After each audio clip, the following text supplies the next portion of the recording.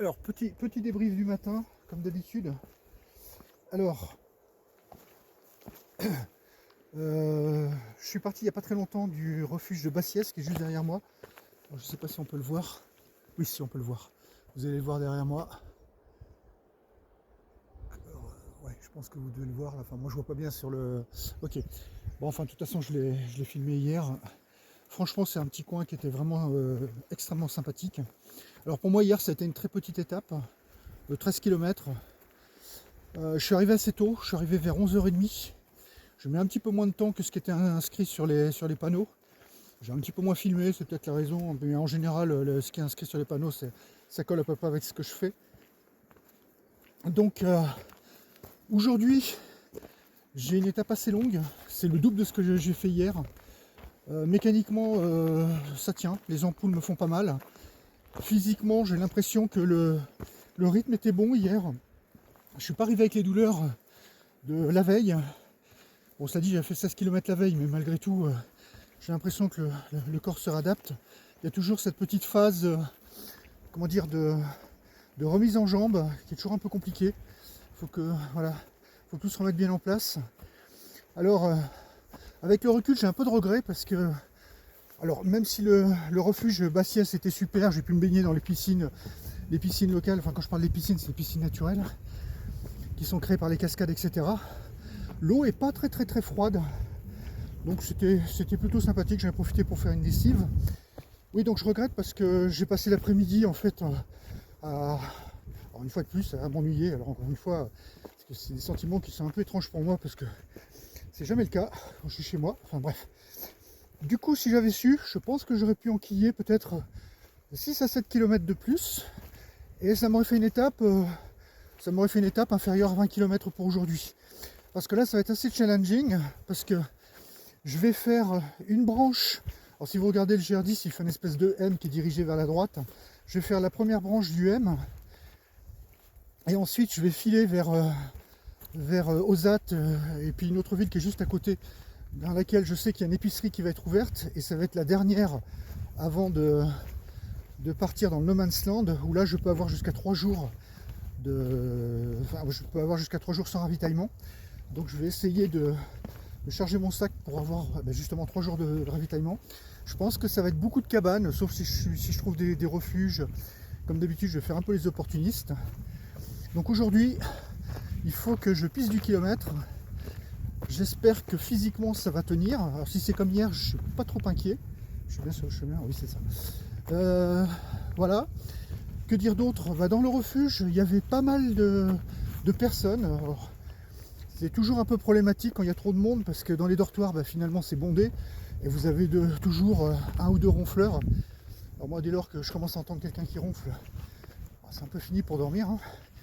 Vous mettez le focus dessus et puis voilà quoi. Alors heureusement, je pars très tôt le matin et ça, je suis très content de maintenir cette discipline parce que ça me permet en fait, comme je l'ai déjà expliqué à plusieurs reprises, de partir à la fraîche et aussi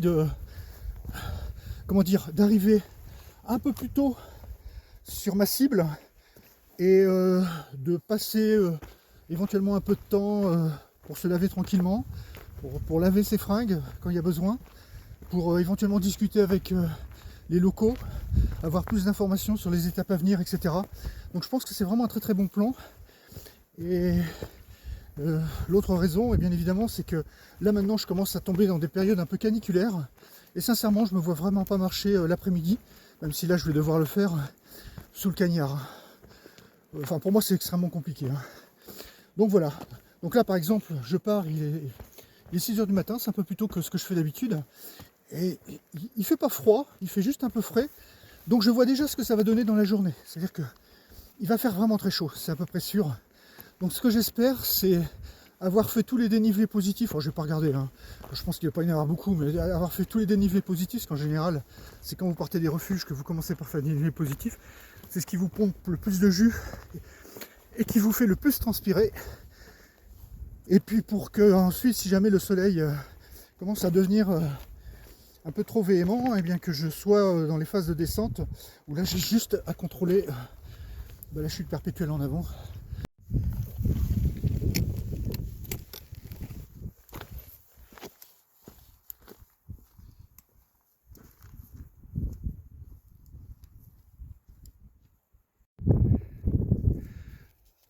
Alors, la petite enfilade de lacs, alors je ne vous donnerai pas les noms, je les ai plus en tête. Voilà, en gros c'est les lacs de Passiès. Ils sont tous là, donc les pêcheurs là s'éclatent.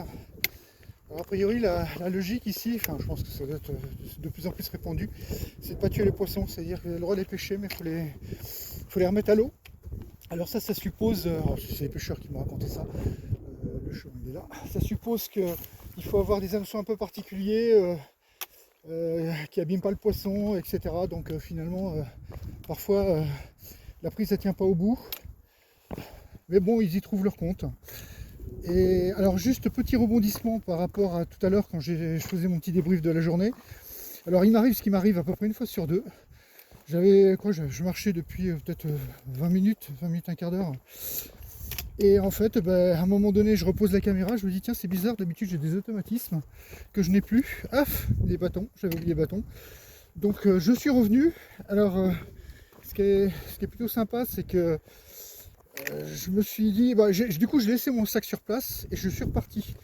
Je me suis dit je vais tenter de recourir parce que ça fait un moment que j'ai pas couru, sachant que régulièrement je fais des footings chez moi, etc.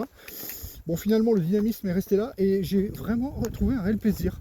C'est-à-dire je suis revenu en courant, en sautant de caillou en caillou. Alors c'est pas forcément très malin parce que je bouffe du carburant et puis je risquais de me baisser, même si je suis quand même pas trop mauvais sur ce genre de choses, mais j'ai réellement trouvé un vrai plaisir et du coup j'ai parcouru cette distance en un rien de temps. Mais c'est là qu'on se rend compte en fait que les ultra trailers, l'importance qu'ils peuvent accorder au poids et même d'une manière générale quand on fait des randonnées, parce que effectivement vous êtes beaucoup plus mobile. Bon après c'est l'affaire de chacun. Moi je sais que ça me dérange pas d'être un peu surchargé. Ouais, je souffre certes, mais par contre, c'est pas très mal, je vais me casser la figure. Là. Par contre, j'ai quand même, je suis extrêmement, j'ai beaucoup d'éléments de sécurité dans mon sac qui quelque part me rassurent un peu en cas de problème.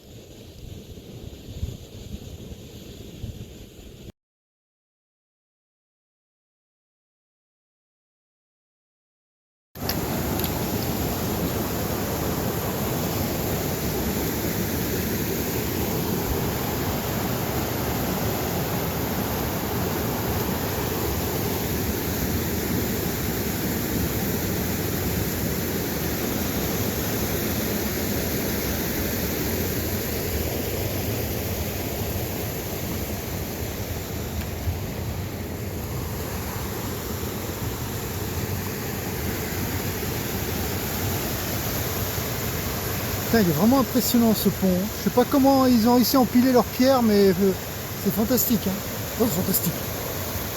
Ça n'a pas dû être simple pour arriver à maintenir cet équilibre. Hein.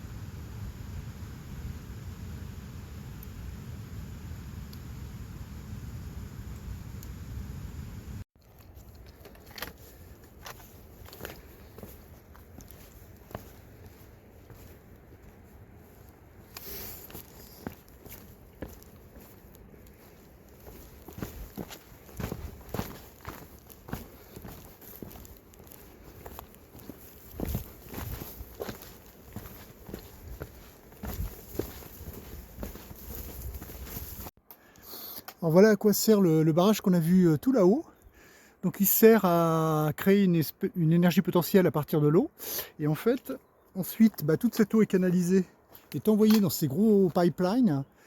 Et si vous avez regardé une de mes premières vidéos, je ne sais plus si c'est la première ou la deuxième, en fait c'est le même principe, hein, c'est-à-dire que vous multipliez la hauteur du barrage par rapport à la turbine qui doit être tout en bas, vous multipliez par la masse, voilà, ça serait plutôt un flux, un flux d'eau, et vous multipliez par la gravité, et ça vous donne l'énergie en joules que vous êtes capable de déployer. Voilà, ça c'est une utilisation astucieuse de l'énergie potentielle, voilà, renouvelable.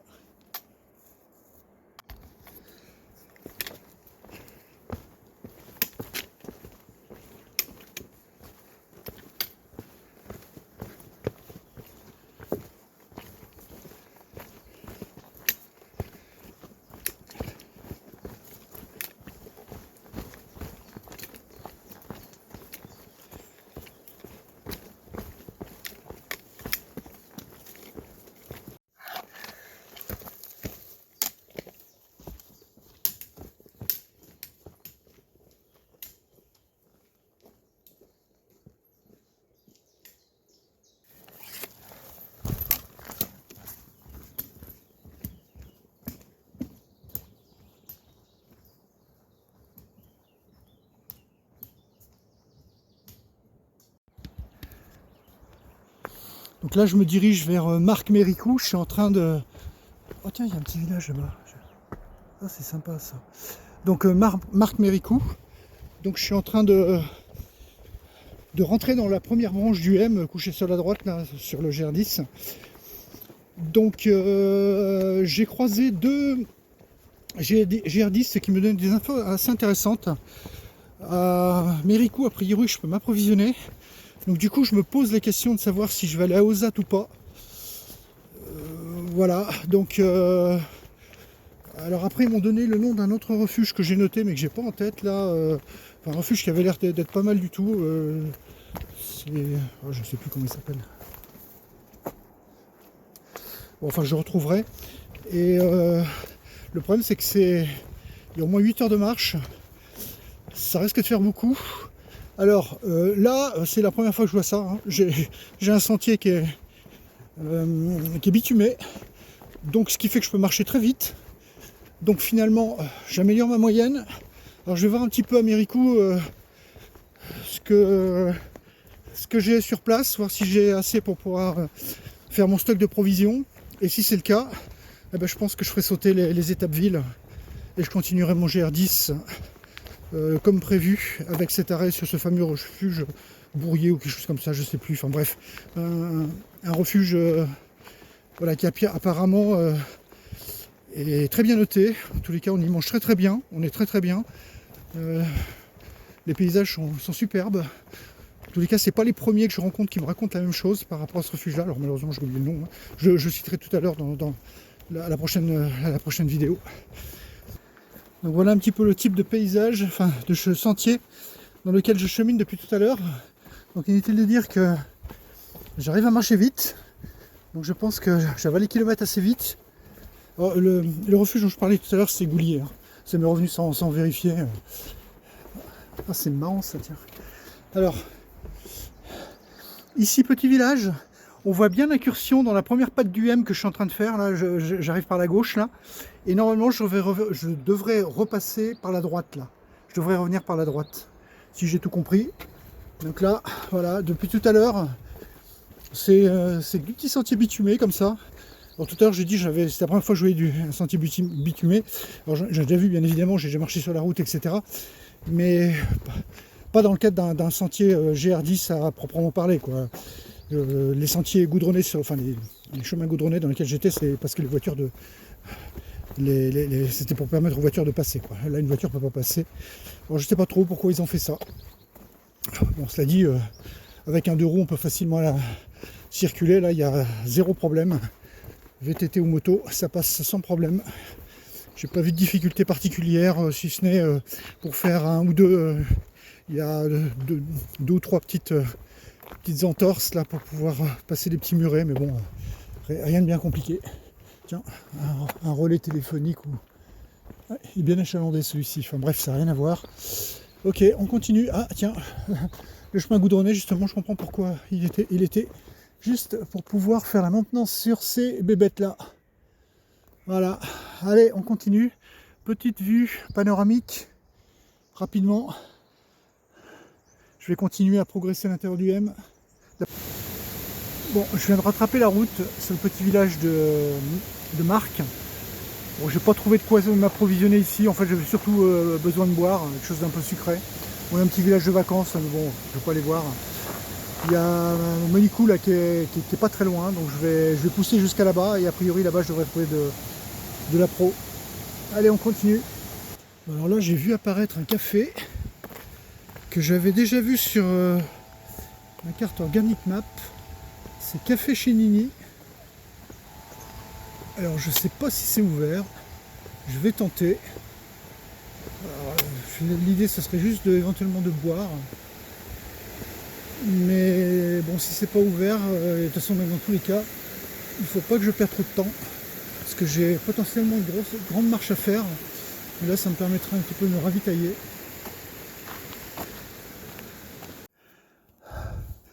Voilà, je suis quand même pas mal monté depuis tout à l'heure. Là tout en bas on voit là, les deux petites maisons blanches là, les unes à côté des autres. C'était le café de chez Nini. Voilà, c'est là où je m'attendais à pouvoir me sustenter. Ah, je me suis blessé là. Bon, c'est pas grave. Et puis éventuellement faire un peu de ravito. J'ai rien trouvé. Enfin, le gars était pas là, j'ai appelé. Il y a des gens qui sont arrêtés en bas en espérant que je puisse trouver quelqu'un, mais finalement non, personne n'est venu. Donc ceux qui étaient en bas, ils étaient en voiture, donc ils ont continué. Moi, je continue aussi, mais par le GR10. Donc ce que j'espère, c'est trouver l'approvisionnement au prochain petit village là, que je vais rencontrer d'ici 2 heures à peu près. Et si vraiment je trouve rien, bah, je vais réintégrer mon plan initial qui consistait à aller à Ozat et puis le petit village à côté là pour faire la pro. Voilà. Ok. Donc là j'ai pas mal avancé. Je tiens une bonne moyenne. Là on voit clairement que je reviens par l'autre côté de la patte de la première branche du M dont je vous parlais tout à l'heure. Donc j'étais au fond de cette vallée. J'ai longé cette vallée par l'autre côté et je reviens par ce côté-là. Donc là, c'est plutôt pas mal. Je vois la civilisation en bas. Je vois la civilisation un peu plus loin là-bas. On croise les doigts pour trouver du ravito.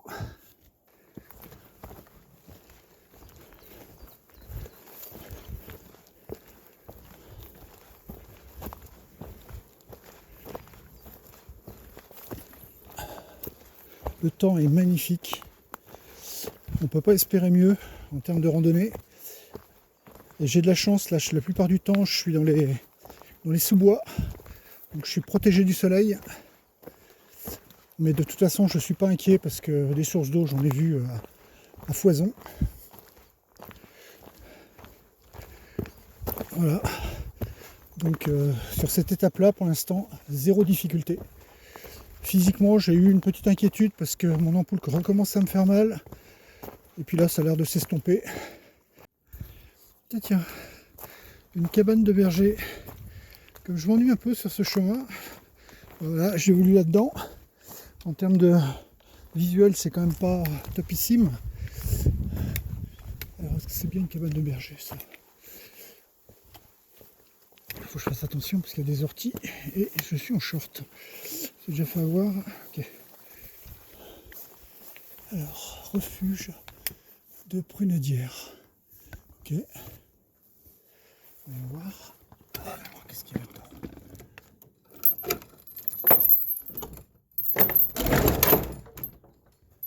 Je ne sais même pas s'il y a quelqu'un. En tous les cas, c'est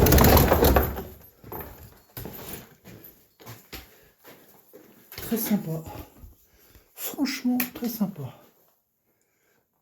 J'ai l'impression que je dis tout le temps la même chose, mais il y a une bonbonne de gaz là. Ah, ça, c'est intéressant. Enfin, sauf que j'ai renvoyé mon jetboil, donc c'est plus du tout intéressant. Je ne vais pas monter là-haut, mais c'est propre, logique. Donc là, je pense que là-haut, on peut facilement dormir à 5 ou 6. Là, ici, il y a des chaises, il y a tout ce qu'il faut. On peut faire un petit feu. Bon, il fait pas froid, donc c'est pas trop un souci. Et puis il y a des casseroles. Bon, j'ai pas prévu de dormir là, mais ça aurait été une superbe option ce truc-là, tiens. Voilà, on a fini de jouer les curieux, on va refermer la porte.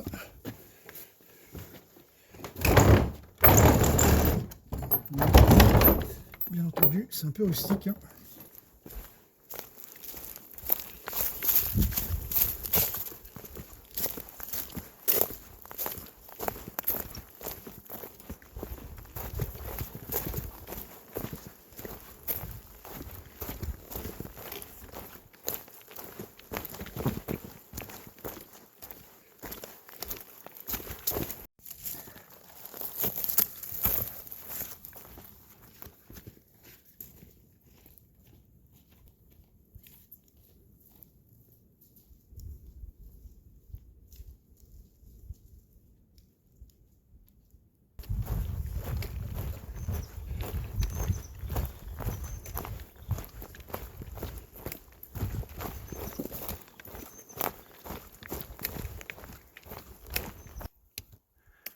J'ai pas mal descendu.